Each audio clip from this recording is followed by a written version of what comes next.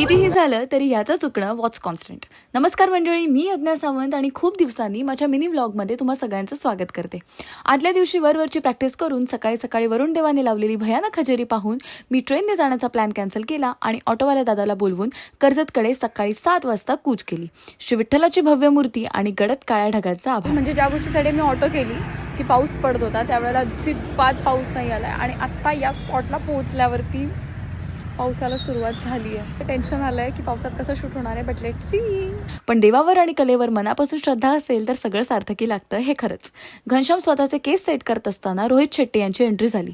शूटसाठी नेहमीच एक्सायटेड असलेला रो आज मात्र खूप आजारी होता, हे तो आल्यावर आम्हाला समजलं.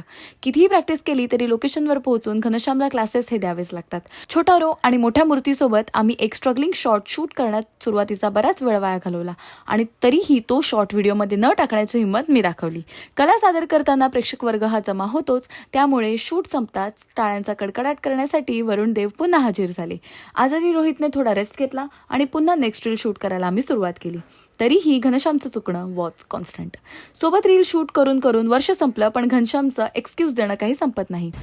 हात पकड, माझा पाय पकड, हा पाय पकड, हा पाय पकड. आणि मला दर दिल्याशिवाय याला शांती मिळत नाही. येताना पैसे संपल्यामुळे घरी जाताना मी गप्प ट्रेनने जाण्याचा निर्णय घेतला. एव्हरीथिंग वॉज फाईन अंटिल नऊवारी साडी, जोरदार पडणारा पाऊस आणि एवढा मोठा स्पीकर घेऊन माझ्या दुश्मनांवरती सुद्धा हा एवढा मोठा स्टेशनचा ब्रिज चढण्याची वेळ येऊ नये, अशी मी देवाकडे प्रार्थना करत होती.